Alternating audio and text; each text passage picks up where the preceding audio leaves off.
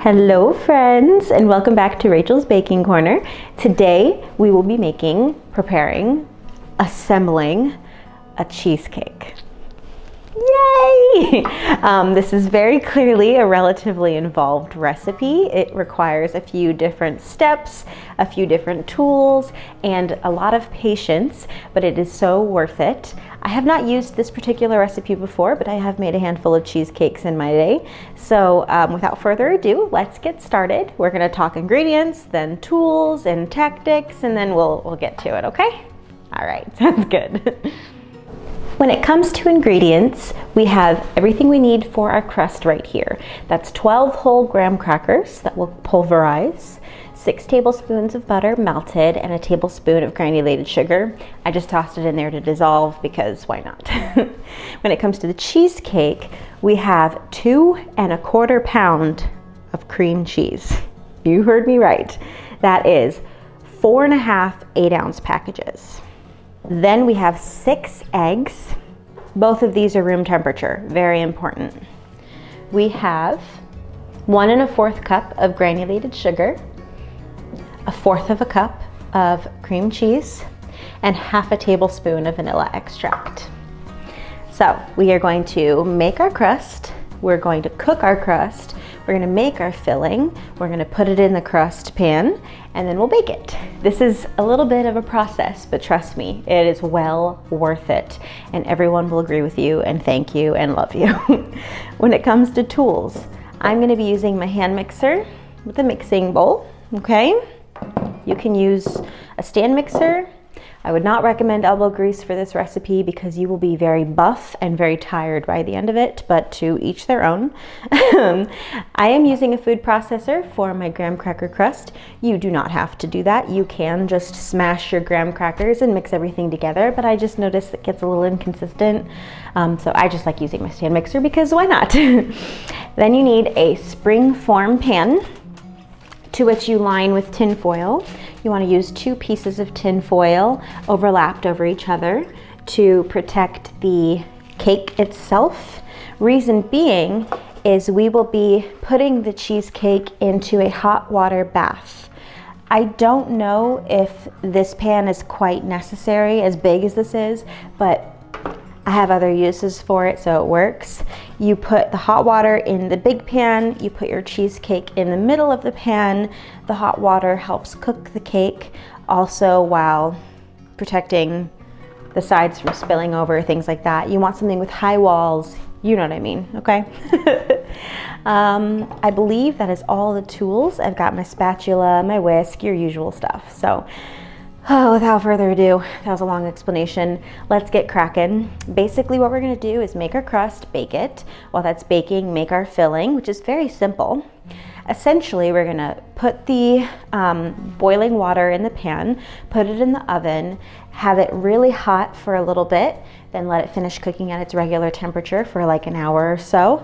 Then we're gonna pull it out of the oven and let the cheesecake sit in the hot water for another 45 minutes to come down in temperature very slowly. Then we'll pull it out and let it cool completely before you can take it out of the pan and serve. This is a project, but I'm not scared. I've done this before, and I've had a couple cheesecakes crack and not turn out the way I loved them to, so I'm really invested in this hot water bath. I've only done the hot water bath once, I believe. So we'll see how this goes. It's gonna be great. And I should mention that this is requested by my boyfriend because this is for his birthday. So this is a birthday cheesecake, and maybe I can talk him into making a debut to taste test it with me. We'll see. I may have to throw in a dollar or two, we'll see. Okay, I'm gonna clear the table and we're gonna get cracking, okay? Sounds good. Okie dokie, let's make this crust. First things first is put our graham crackers in our food processor. I just broke them in half, you know. I think we're gonna get fancy and, oh, well that might make a mess. We'll just pour the butter in. Let's pulverize the graham crackers first, then pour in the butter, and then pulverize some more to evenly distribute. Yeah?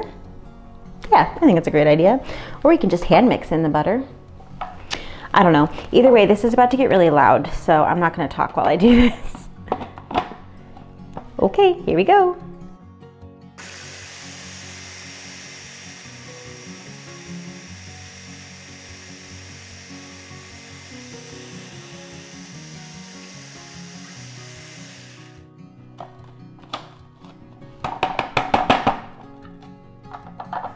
Some graham crackers aren't breaking up completely, so I'm going to smush them up a little more so that the blades can get them, and we'll add the butter right now. I think with the butter in here, it'll help weigh down the graham cracker crumbs, which will get them to the blade better. Let's try that again. And on we go. See what I mean? That immediately was heavy enough to grab the graham crackers and pulverize them. I gotta tell you, that is like the best smell ever. Just butter and sweet graham crackers. Cool. Okay, let me get the spring form. So now we're just gonna press the graham cracker crumbs down at the bottom of the pan to make a nice even layer for the crust. Just so you know, because I didn't mention it, it is a 9-inch spring form pan. That's important to note when you're working with a crust like this, because you want it to be the right thickness based off of what the recipe is counting for.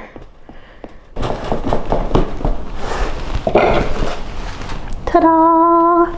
Beautiful. Now that I have a little bit of a better camera setup, you may notice, I'm gonna come around. Yay! It looks so pretty. So yeah, there's my crust. Okay. Okay, so we have our crust made. We need to get it in the oven and get it baked so that it has a little bit more structure before we add the cheesecake filling, because of course it'll continue baking as we put it in a boiling water bath in an oven. But we want to give it a little bit of flavor, caramelization, and some structure before we add the filling.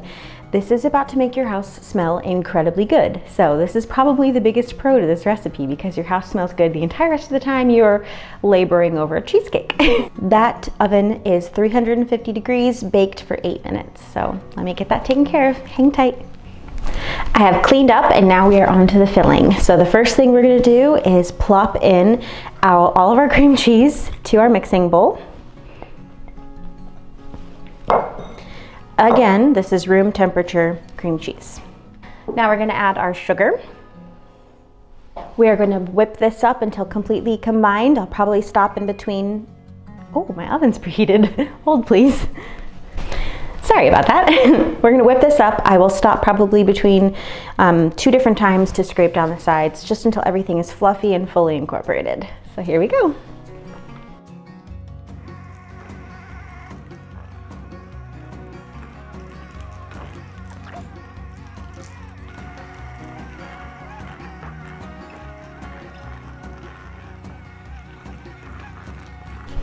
Scrape down our sides. Back at it again.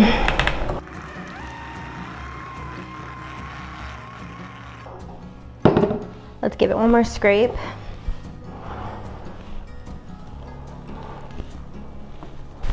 So now I'm gonna whip this up again, and once I feel like it's all good to go, I'm gonna start incorporating my eggs one at a time until all 6 are incorporated. I have cracked my eggs into this bowl. I have not whipped them. They are still whole yolkies, you know? Okay.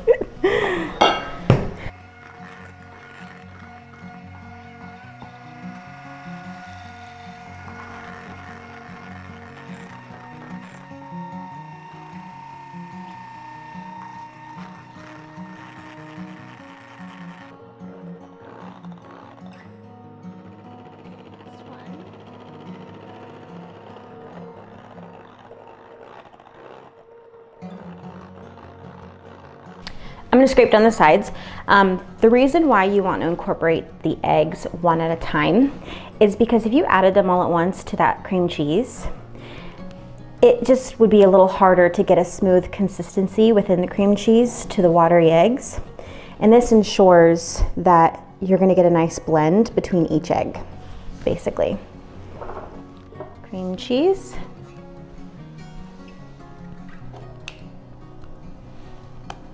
not cream cheese, I apologize, sour cream, duh, not cream cheese. We already did that. 2 pounds of it. And the vanilla. Whipperoo.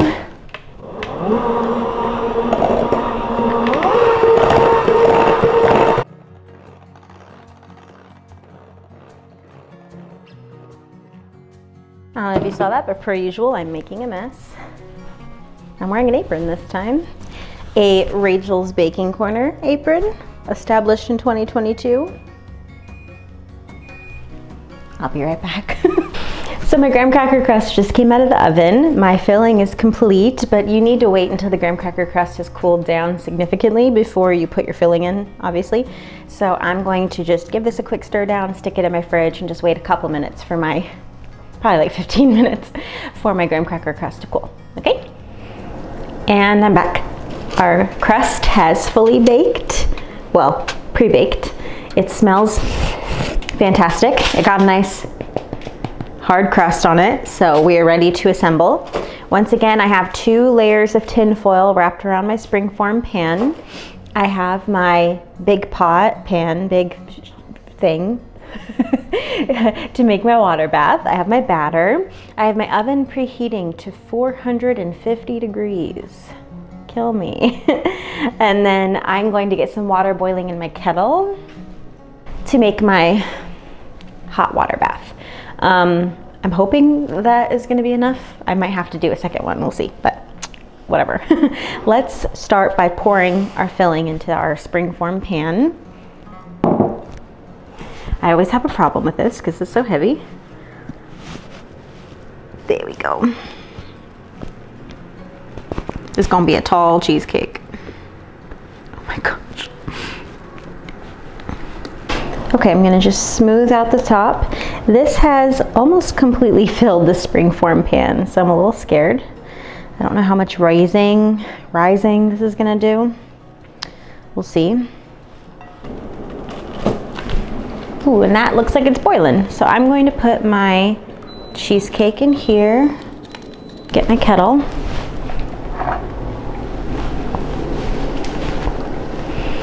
And pour this in.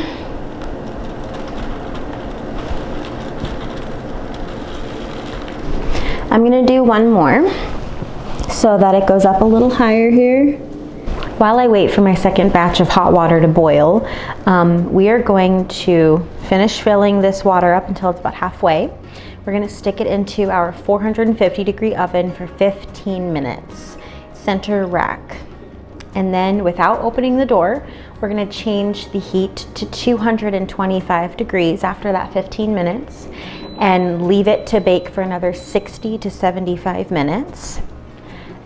Don't know which one that'll be yet, but we'll start with 60. You wanna check that the cheesecake is cooked by tapping the sides of the pan, and the cheesecake should wobble slightly in the center.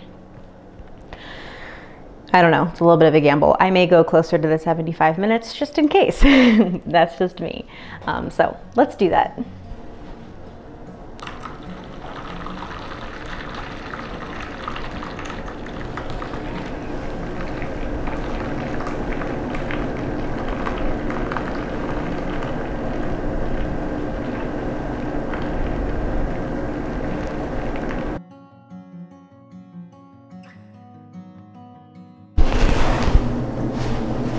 So although it is not completely halfway up the side, it is just an inch away from the top of my pan. So I'm gonna just call that good and just cross my fingers, pray to the baking gods that this will work out.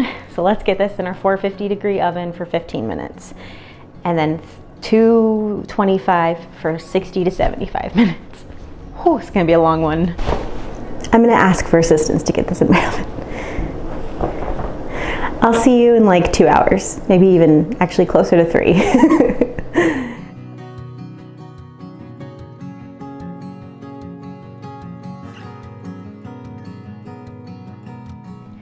Okay, here we are many hours later.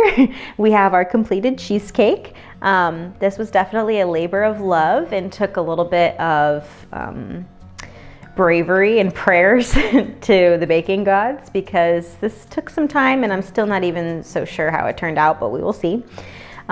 This was 15 minutes at the hot degree, I believe was like 450, and then about an hour and 20 minutes at 225 degrees. Then I took it out of the oven, let it rest on the stovetop for 45 minutes, still in the hot water bath. Then I took the cheesecake out of the hot water bath and let it rest on my counter for another 45 minutes. And then because I have to taste test this today, I put it in my freezer for about an hour to let it firm up and set so it's not jiggly anymore. For the record, you want to do that process to let the cheesecake slow down its cooling so it doesn't rapidly cool down, because I believe that's what makes it crack open. So that's why you want to follow those steps pretty closely. So now the only thing left to do is taste. I would like to introduce my lovely boyfriend, Chris, to come on screen with me. He is the Rachel's Baking Corner official media guy. Oh, and birthday boy, and taste tester, which is what he's gonna do right now. What you got? Cheesecake. Ooh. So we're gonna see how this turned out. I'm gonna just take one. That looks delicious. Teeny little slice out. Okay. It's very fluffy, and that could be because it's not fully set, which it will set more, I'm sure. Did you bake me a cheesecake knowing it was my favorite? Yes. Look at that. Okay. Let's see here. Make sure I get the whole thing. Oh yeah. Definitely not set all the way, but that's okay. Looks good. I will put in a subtitle right here if it's set over time or if I just didn't cook it long enough. Future Rachel put it in. Probably he will actually put it in for me. But either way, let's see how it tastes. So, fork for you. Let's see how the crust is. I don't even know where to start. Crust is, oh, we have to get a close-up. Oh yeah. Hopefully you can tell. It's definitely softer on the inside. We will see if it sets, but the crust seems fine. Okay. All right, I'm hungry. You take the first bite. I will. Just cut into it. Cut into it. We'll do it together. Okay. Think.